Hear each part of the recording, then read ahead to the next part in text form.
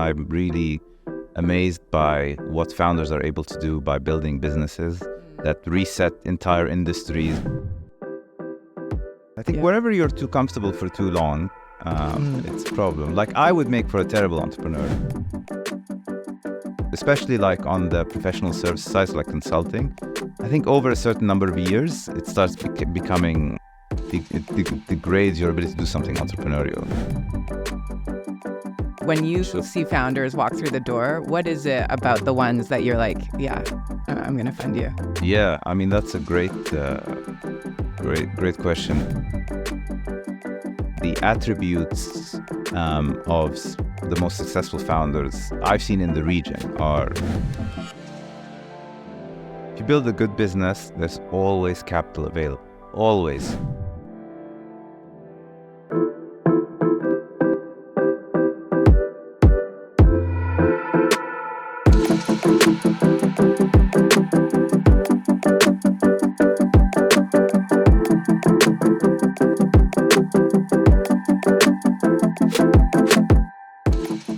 Hello, and welcome to Lucidity Insights podcast, The Perfect Pitch.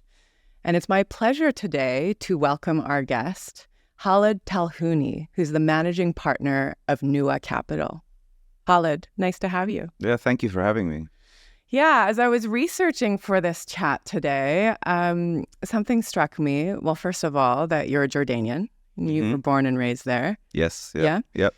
And you had mentioned somewhere that you were a Marxist leading... I knew this was going to come back at some point. high schooler. And I'm super curious, how does a kid who would self-describe themselves as a Marxist end up at Duke studying economics, because that was right after, and then end up being a venture capitalist with capitalist in your title? Yeah, I think so. Like, just for the record, no longer a Marxist. Like, I haven't been for a long time. Like you said, I think the job description is a dead giveaway. So, I mean, without going to becoming too kind of philosophically inclined, but I think at the edges of that type of ideological spectrum, far to the right or far to the left, they sort of meet. They sort of meet in that sense of radicalism. So when I was younger, I think I was very attracted to that idea of radical solutions to kind of big problems, basically. So on the left wing of the spectrum, the idea is, there are certain inequities in society, especially in somewhere like Jordan, which has like these kind of extreme inequalities that manifest not just in income and economic inequality, but also there's kind of this vast cultural rift in society, which, growing up there, I really felt. I was lucky enough to grow up in a very privileged family, and I was hyper aware of that because I felt, a little bit alienated from the rest of, outside of our little social circle, 1% or whatever. I felt very alienated from the rest of society, and I became hyper conscious of it, and that kind of drew me to a very kind of Marxist way of looking at the world, like the alienation of the wealth from those that create the wealth, in a way. So so that drew me to that. But the intention was, how do you think about solving for that inequality? But more importantly, how do you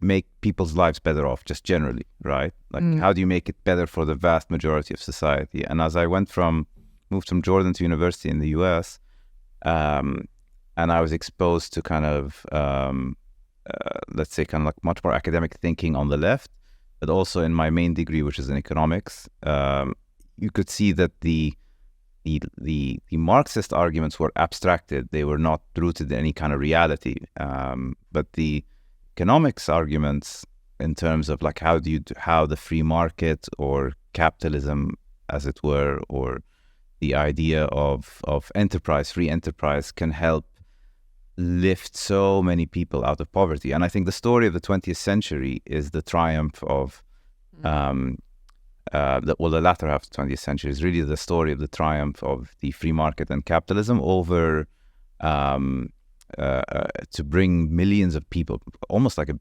couple of billion people out of poverty, especially in places like China, even in our part of the world, in the Middle East, in Latin America.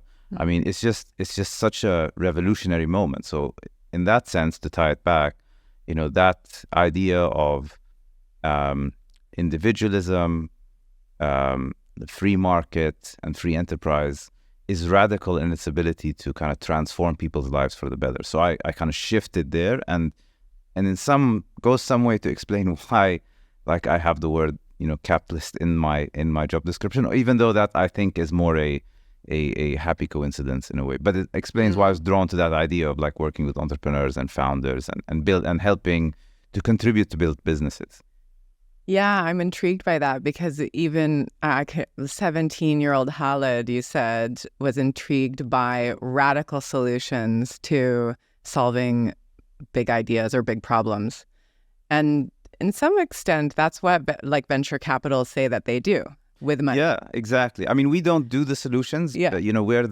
We're one step removed. We invest in the founders that are building kind of radical, outlandish, out there solutions, right? You still have that angle. There's I think that's kind of foundational in my personality. I'm quite mild-mannered, but like I believe in like radical shifts and radical changes, and I'm really amazed by what founders are able to do by building businesses that reset entire industries or social constructs or ways of interaction for the better, more efficiently, more effectively, and most importantly, profitably. So that's kind of what draws me to this industry, really. And like I said, like us as VCs, we don't really do it. We sort of are the midwives to kind of producing good companies, but it's the founders who are the ones actually doing the work, right? Like we're actually doing They're the ones that are in the maternity ward. Yeah, exactly. Yeah. And you're holding their hands. Exactly. Something like that. Yeah. Yeah, very interesting. And so from Duke, was it capitalism that drew you to Dubai? No, it's need of a job, basically. So I graduated and I from Duke in 07, sorry, I graduated from high school in 2003. Not to prematurely age myself, but and I was thinking of going to law school, and I wanted to take a year or two off to kind of figure out what to do in between. I have an uncle here. He graciously offered to let me kind of crash on his couch for a few weeks. A few weeks turned to a few months, and then from there, like, I sort of landed this very strange. Actually, it was tough finding a job. It was very tough then, because I was very unclear as to what I wanted to do. But then I met somebody introduced me somebody who at a private equity firm that doesn't exist anymore. It was part of Dubai Holding called Dubai International Capital. They famously invested in like Madame Tussauds and stuff like that. They want to set up as really CSR, a seed fund, which would have been the region's first seed fund. And the purpose of the fund was to build an angel network of angel investors to invest in entrepreneurs and founders. It was not very tech focused. It was just like entrepreneurship generally. Okay. I think the idea had a lot of foresight. There were only two people there. It was myself and Walid Hanna, who became the founder of MVP. And that was his first foray also into like anything, VC or entrepreneurial related. And then since then, I've been in this kind of ecosystem ever since. So that's never went to law school in the end. You got plugged into VC like right away, and this has been your entire career. Basically, yeah. Whether that's good or bad, I mean, time will tell. But I think the first 6-7 years, it was a mixture of like VC, private equity, a bit of other things, because there wasn't that much around here really at the time. I mean, just in terms of classic tech VC, the internet penetration, which high-speed internet penetration, just wasn't there between 2005 to 2008, 2009. It starts changing. 2010. Yeah, that's when you have very rapid, exponential, widespread mobile-based high-speed internet penetration, really around like 2009, 2010, very quick, very rapid. And then suddenly millions of people come online very suddenly, and they want services, and they want to interact online. And suddenly the couple of years after that, that's when you start having interesting companies emerging. Interesting. So I'm curious, you started out your career with Walid Hanna, who is one of the big and longtime OGs, you could call him, in the Dubai investment landscape. And you also ended up working for a famous Jordanian entrepreneur, Fadi Gandour. Yes, at Wamda Capital later on. I'm curious what you learned from each of them. So with the Walid Hanna, I think, so he was my first boss, really. But it was, again, just the two of us for the longest time. Eventually, Amir Farha joined, so which makes for an interesting initial cabal of like people interested in the ecosystem. But I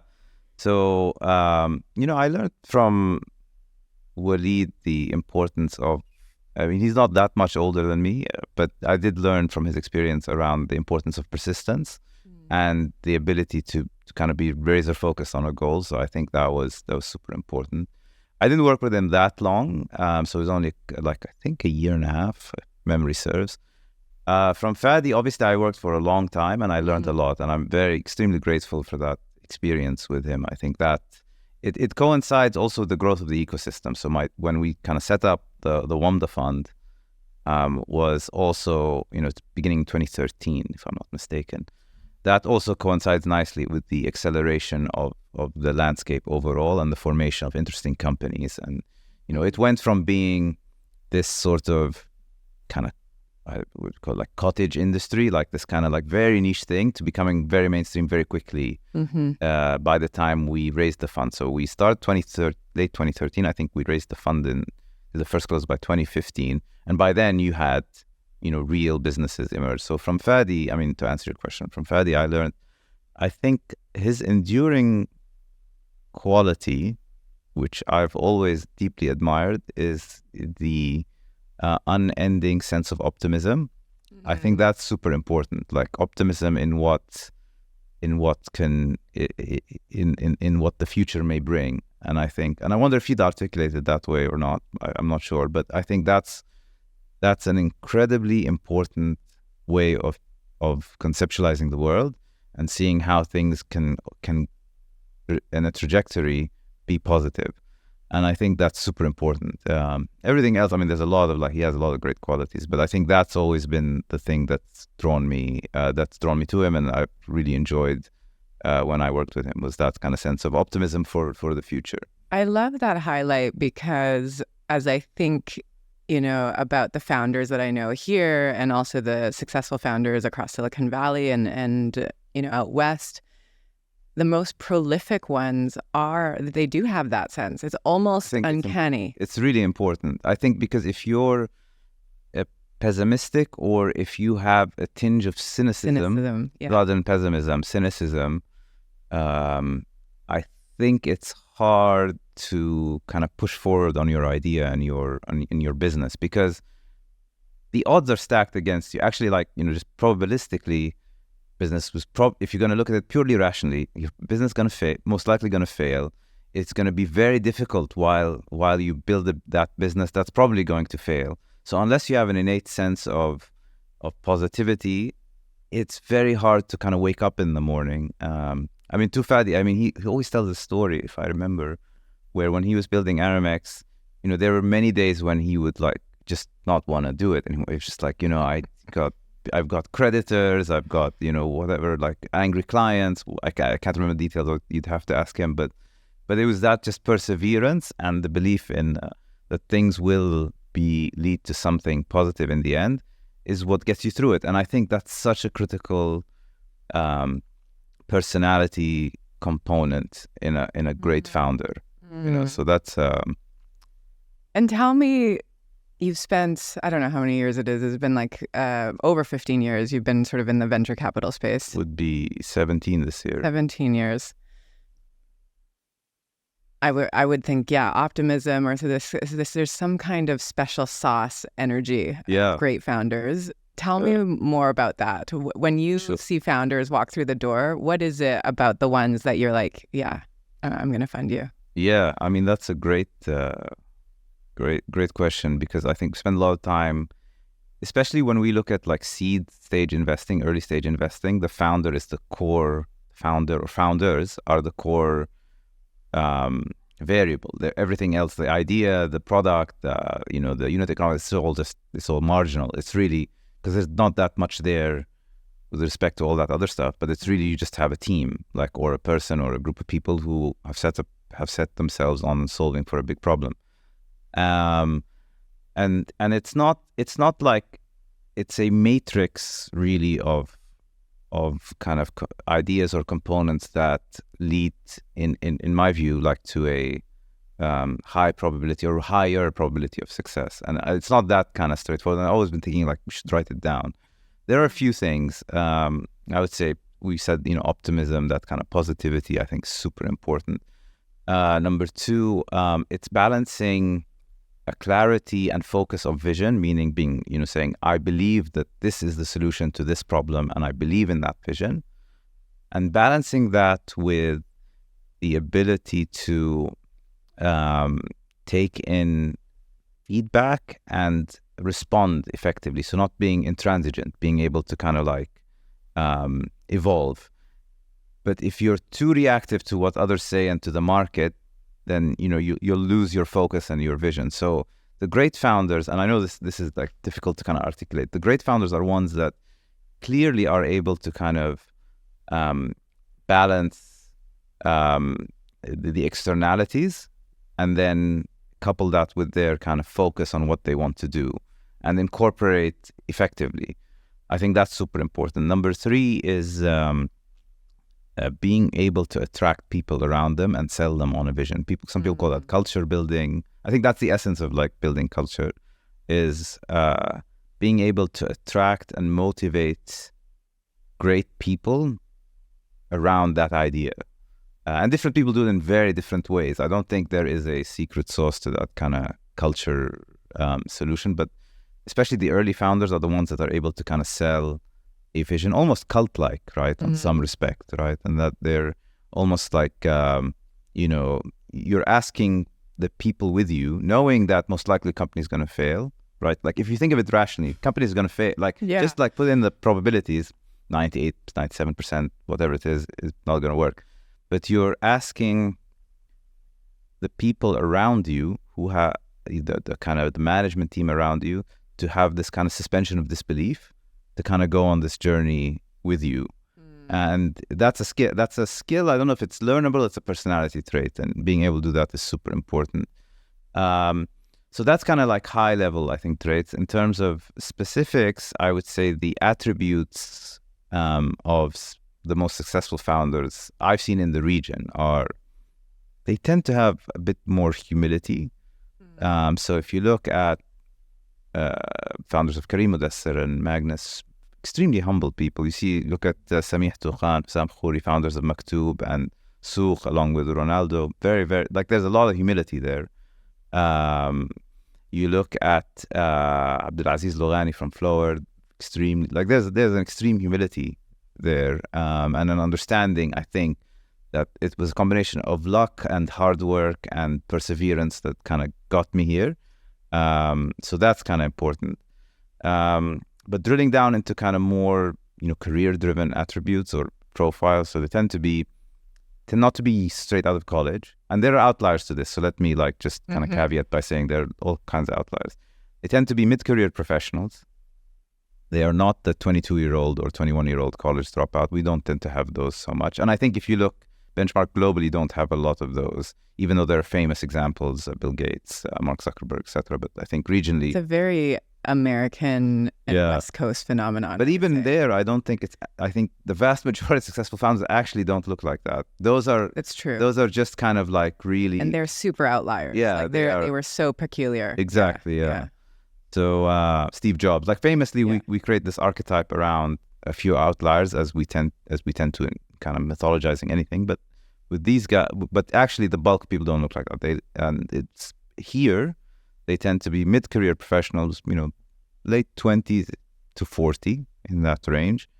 They tend to be, it's not like a rags to riches story. It tends to be like people who are, upper middle class, have had great education, particularly university education somewhere else, at good universities, so top tier kind of universities that lead them to kind of blue chip experiences, whether in consulting firms or multinationals or something like that. But have not spent too much time there. Mm-hmm. So this is really important not to, especially like on the professional service side, like consulting. I think over a certain number of years, it starts becoming, it degrades your ability to do something entrepreneurial. So hence the age. So that's when it starts. I heard you say that last weekend, and I have a strategy consulting background, and I wondered about that. But actually, even my CEO and I, when we were recruiting for different offices across Asia, we would not hire other consultants that have been at big firms more than 2 or 3 years. Yeah, they were just less moldable. Yeah, and we did have a more of a entrepreneurial type consulting outfit where we were growing small teams.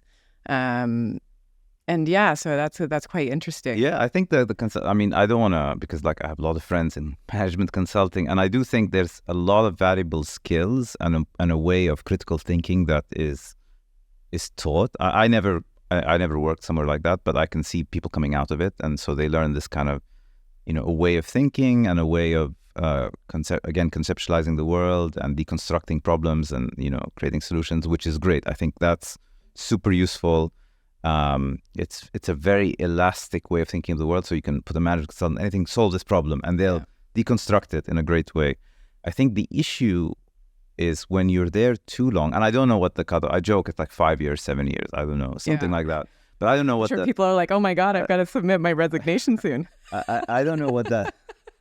I don't know what that number is, but there is a point where you move from, it's great in critical thinking to actually it goes into the realm of cynicism, in the sense that because you're just kind of producing a 200 slide deck and divorced from the implementation or the realities of operations, you start to kind of, I'm making kind of sweeping generalizations here, but I think a lot start becoming divorced from the problem. It just becomes an abstract intellectual problem with no idea of it's how a bit to. Too cerebral. Yeah, and it becomes cerebral for cerebral stake. Yeah, exactly. Yeah. So it's no longer.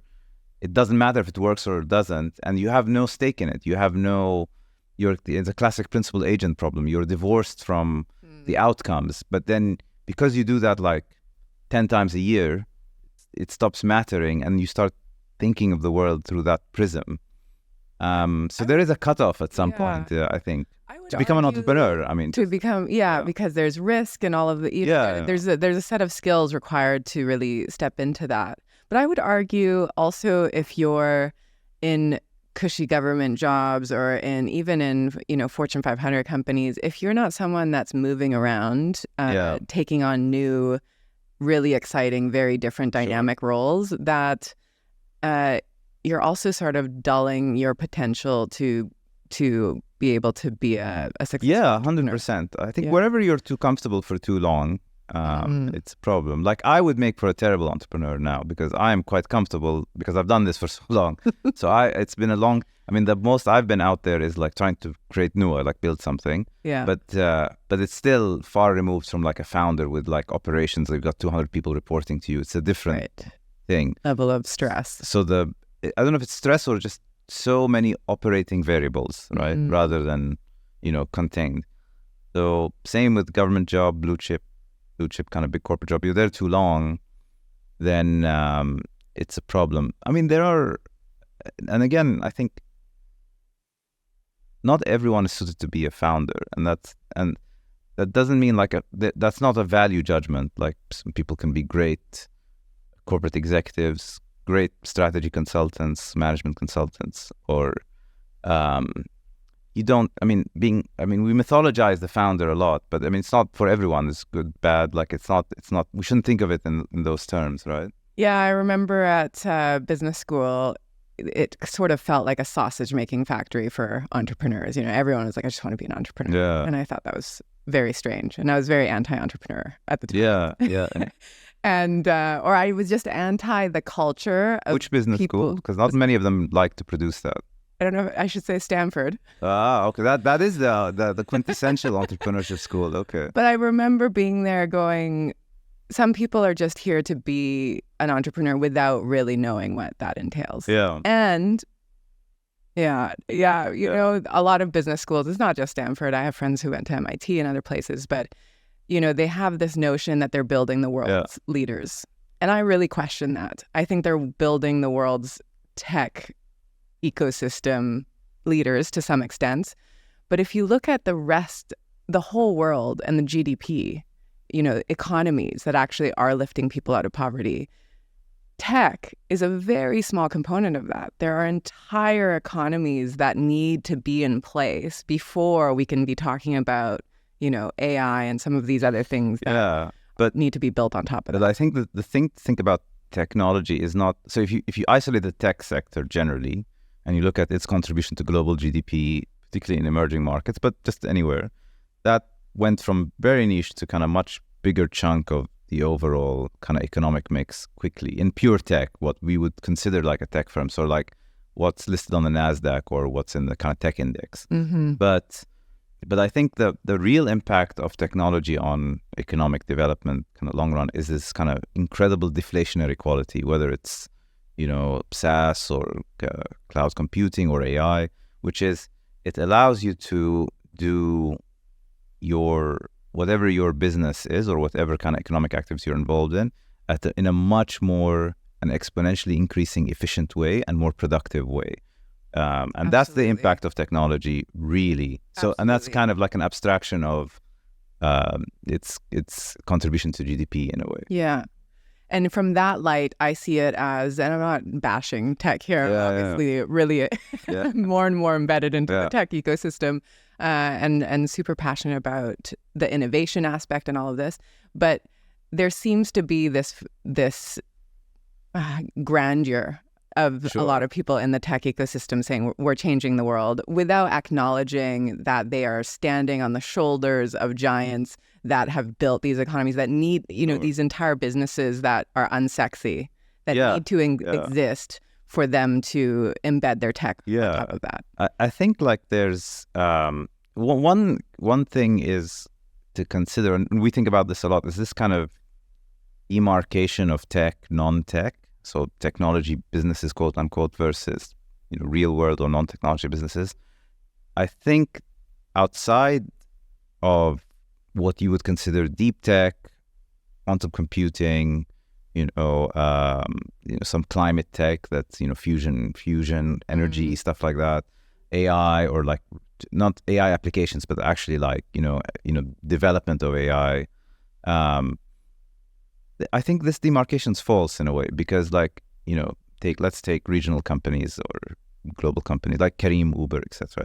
Is that a technology company really? I mean, it's leveraging technology to solve for like a taxi problem basically. And it's a new type of business model. So the power of Uber, Careem, that type of business is really how do you increase rapidly the supply of taxi drivers using technology. Mm-hmm. But it's not the technology deployed is not that it's easily built. It's I say that now, but like it's still, I mean, with all respect to the developers who built those businesses, but it's the power of it is how it uses technology to develop a new business model rather than technology driving the business model, if you see what I mean. Mm-hmm. And I think you can replicate that across the board. I mean, e-commerce, Amazon it's just about retail, right? Like how do you take the original model of retail was one to many, right? Many people go to a storefront, right? That was the premise of retail for thousands of years, right? And technology allowed you to kind of go to from the one to the many, mm-hmm. right? That's the power of it. It's kind of reshaping a business model. So I think like so much of the world is going of the economic order in the next 10, 20 years, as has been the past 10, 20 years, will be increasingly upended because technology is going to reshape existing industries. Mm-hmm. And for us in the region, we don't do deep tech generally. I mean, maybe that's we don't. I mean, there's for whatever reason, like we don't do that. But we're really in the realm of, tech leveraged businesses, tech enabled businesses, reshaping industry. So that's, I think, what matters. But I think on your point, I mean, not to ramble on too much, but I think human beings love mythologizing, like, big characters, whether that's the founder, in the 80s, it was the investment banker. In the 80s, 90s, really was the investment banker, right? So you can take any point of history and pull out and say, this is what's sexy, what's cool. Yeah, exactly. What's hot right now? Yeah, well, everyone wants to be X, right? Like everyone wanted to be an astronaut in the 70s. Like, I'm assuming, it's... And maybe now, who knows? Maybe, I don't know, what's the new group, Gen Z? Maybe they don't want to be founders. Maybe they want to be YouTubers. Yeah, I mean, that's it. I mean, basically, content creators. Everyone wants to kind of tell their story, tell their narrative, And again, technology enables that, right? Yeah, and democratizes it. Exactly. Everyone wants to tell their story in the 1950s, but you couldn't, right? It was very hard to get to kind of like to get to the... Poets had to leave little sheets of paper in their cupboards, which would only be found years later, after their death. Exactly. Yeah.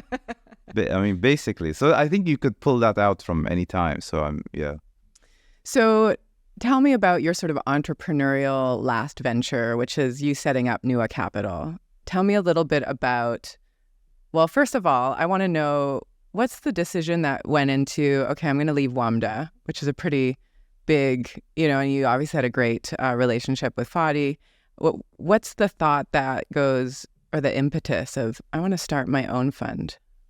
I mean, I did feel like WAMDA was, in a sense, like mine, but not mine, right? But I did feel like a very big sense of ownership. Fadi really helped me enable that feeling, like he felt like it's yours if you want it. But I think like it was time to kind of author my own story along with my kind of partners in crime. So like Sarah, Stephanie, eventually Nitin, Arna, Victor. So we want all these people to kind of, we were all kind of joined by WAMDA, but we wanted to kind of build something that we could author. There is something, to that feeling of wanting to kind of step out and do something on your own and that was it. And I think what would you say you do differently from WAMDA? From WAMDA, it's a good question. I think we do a lot of things quite similarly. I think what we're trying to do differently is really look at different parts of the entrepreneurial journey and then build funds or products or ways of investing for each. We're not there yet, but we're trying to kind of do that. The second is, and we haven't figured it out yet, if I'm honest, is productizing value creation or support for founders. So Nitin, for example, really focuses on that and figuring out how do we actually drive good value to the founders in an operational sense. That's kind of like a new thing. Thirdly, we're very focused on, I think, different, and this is a function of a different era, is Saudi Arabia is emerging as like a core geography, and we're much more focused on that relative to your involvement at the time. But that was a function also of time, really. And tell me a little bit more about that first point. You said, trying to raise funds to specific stages of entrepreneurial growth. Yeah. So it's not about the stage of the company. It's something else you're thinking. Yeah. So I think eventually right now we raised the $100 million seed fund, which, well, originally it wasn't a seed fund, actually. Originally it was a Series A, like a multi-stage fund. So, I mean, we came out and started fundraising in about mid-2020. Hello, COVID. Yeah, that was not fun, but it worked out in the end. We raised. Took a while, but we raised it in the end. And the original idea was we're going to do seed, Series A, Series B.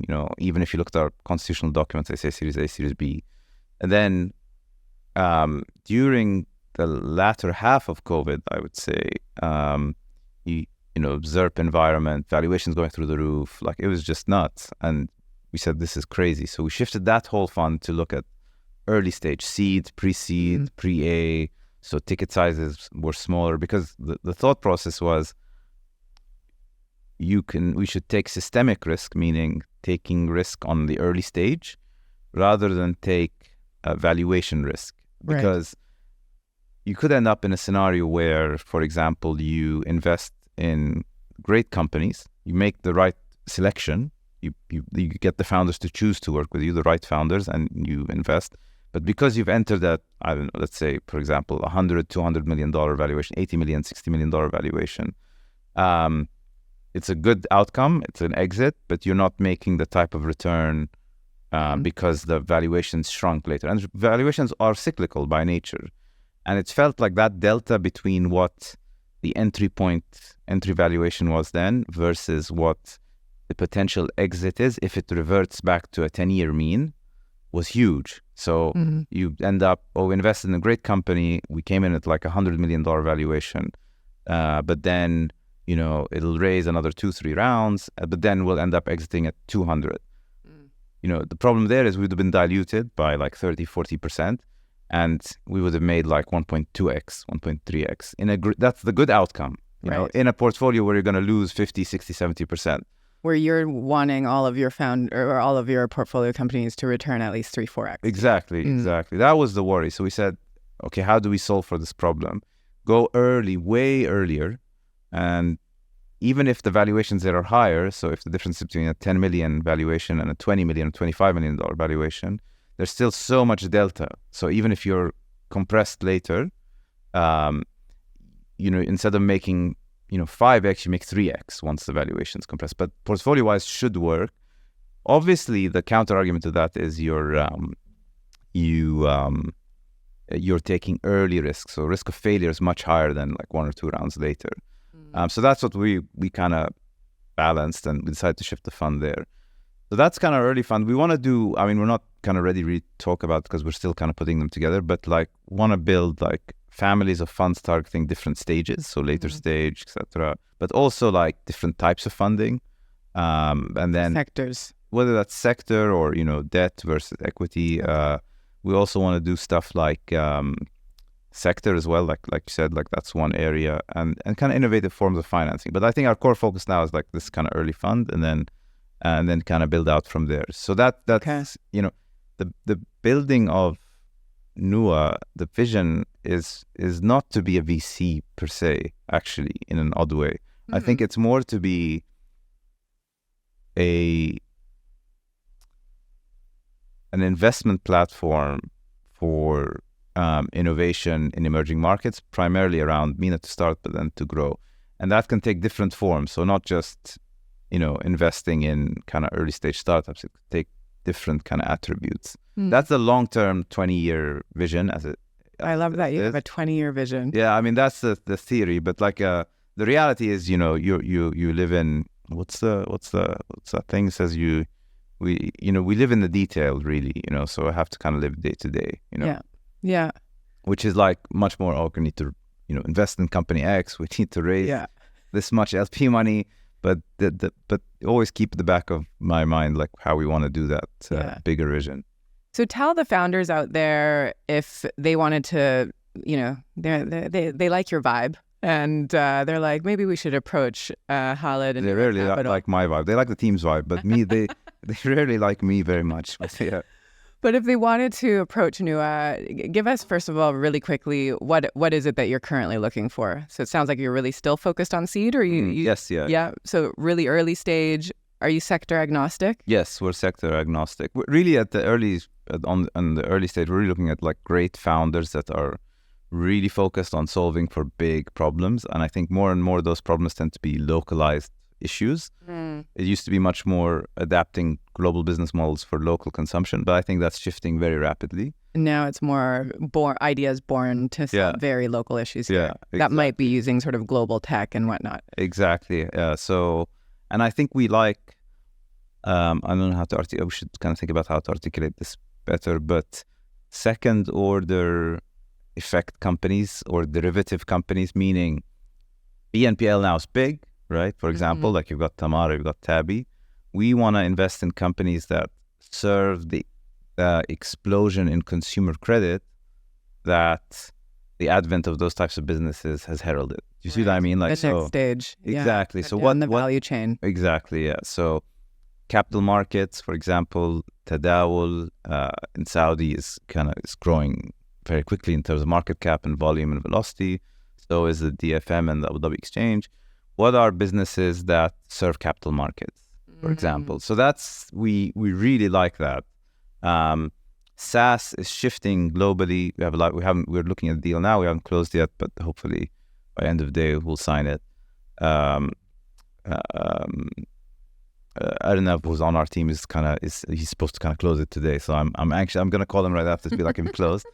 It's like, thinking about SaaS, the impact of like niche SaaS globally and how to work around that. Yeah. And what AI will mean for it. So it's a business that brings all these things together, which is derivative of multiple aspects of the tech ecosystem.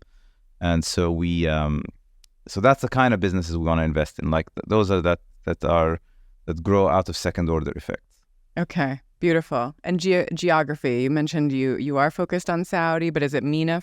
It's generally a core part of our thesis is companies that are solving region wide, because that's how you get to large economic scale. Because individually the countries are not so large, except for Saudi maybe, but still to get to a big outcome you need like 3, 4, 5 markets.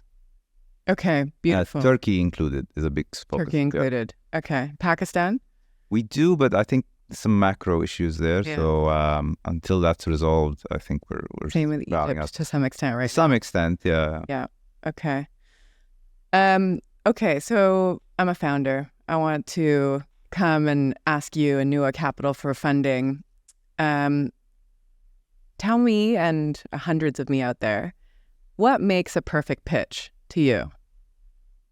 Good question. So I think one, very clear articulation of the problem straight up, right? Like this is, and that anybody can appreciate or quickly appreciate within like 3, 4 sentences, even if it's B2B or B2C. Sometimes the B2B companies find go in a big circle around like, oh, we're solving this problem, but they can't really articulate it.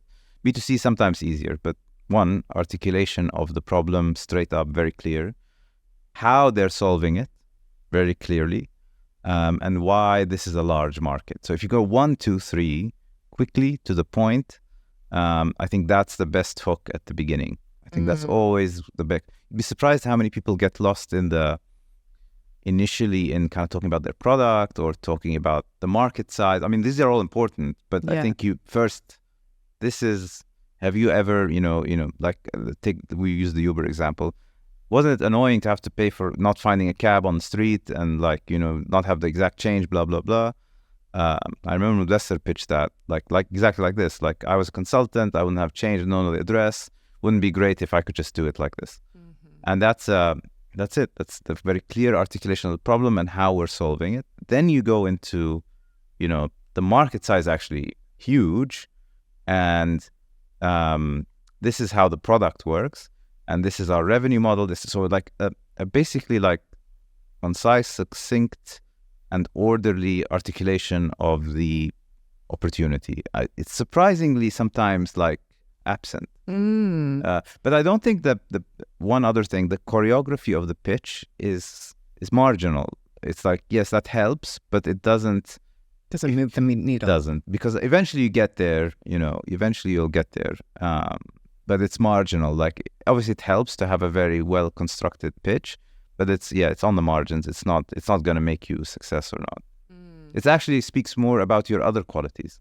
So if you're able to articulate an idea or concept as a founder or founding team well, that means it's an insight into how you think about problems, how you will work with other stakeholders, whether that's clients or employees or shareholders. So you're looking for that. So if you're able to present well and think through a problem and present how you're going to solve it well, that speaks to your quality overall as a founder. And that's what, looking at. I talk about second order effects, but that's the what we're looking at usually.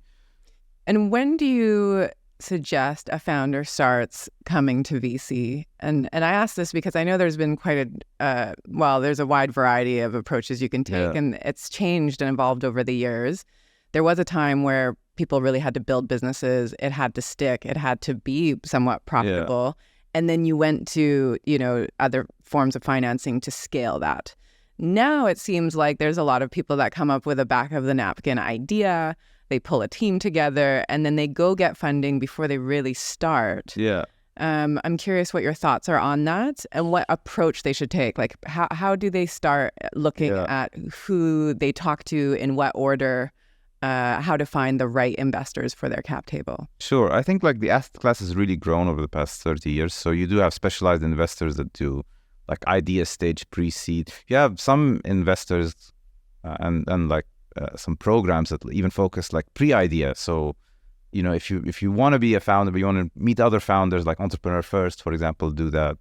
So I think there is an investor for each stage, and you just, as a founder, make sure that you're talking to you can talk to VCs as early as you want, but you want to make sure you're talking to the right investors that are relevant to your stage. And then second, relevant to your sector, have expertise in your sector, or have an understanding of that segment. So you can go as early as you want. I think the first ticket, you should always put your own money. I think that's super important. Put a little bit of your own cash in, plus family, friends, and others. They should approach you. They should approach the right investors by stage. Also sector-specific background. What else? Sector-specific, optional, but helpful. Because I feel like that's what all VCs say because they want to be opportunistic. Yeah. But okay, put yourself in the founder's shoes. What is it like? I wish more founders knew that VC money isn't just capital. It's actually an opportunity to get really strategic advice, networks opening up. Networks, yeah. What is it that you think different VCs can provide founders that they should be also looking at? Yeah, I think like right now in the region, we're a moment where I think we're moving towards the VCs becoming more differentiated, but they're not there yet.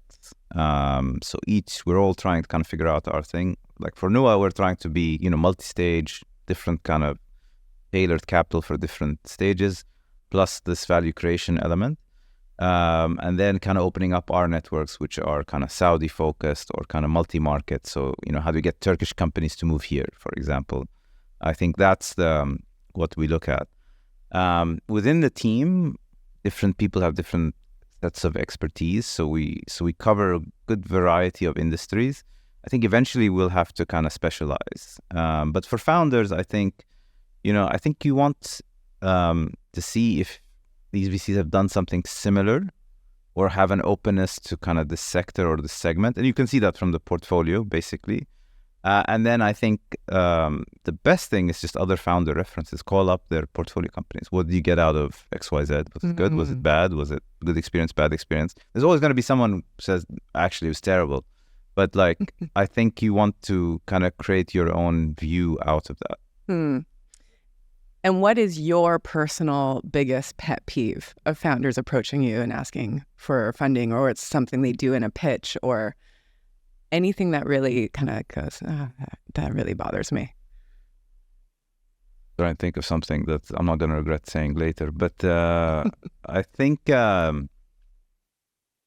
one thing is like, it's happening less so, but used to happen a lot, I think, especially in the region, is that this is not a philanthropic exercise, right? Like, this is a business. Like, the VC is a business, and the founder should be running a business. This is not like, not here to support and to help and to like, this is like, we'll invest if there's a viable business, and you should be building a viable business. It's not, if you want to do impact in that sense, I think, go elsewhere, basically, like it's a different proposition. Sometimes, even though it's happening less so, there's a conflation of that. So you get founders say like, I don't know if this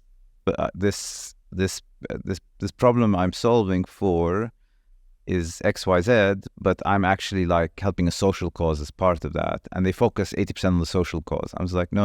It's like, it's the other way around. The social cause, if you solve it, is a byproduct of the business, not the other way around. It's not and that kind of bothers me. It's like, because it's conflating like the wrong thing. You can solve huge social issues and have massive like impact by building great businesses, but the driver is the business, and then the impact is what comes with building a great business. It doesn't happen in reverse. I love that. And we're coming full circle to, your childhood of some philosophical beliefs to really seeing what the benefits of capitalism is, and really saying, hey, this business needs to be profitable, and have the fundamentals in place in order for a broader mission, whether it's social good or environmental good, to really come into play. Yeah, I think there is this, like, by building a great business, solving a tangible problem with a product that people want and want to use, and if that could lead to like a big positive social impact, and that's good. That's like, we want that, and to make people's lives better. But leading in reverse rarely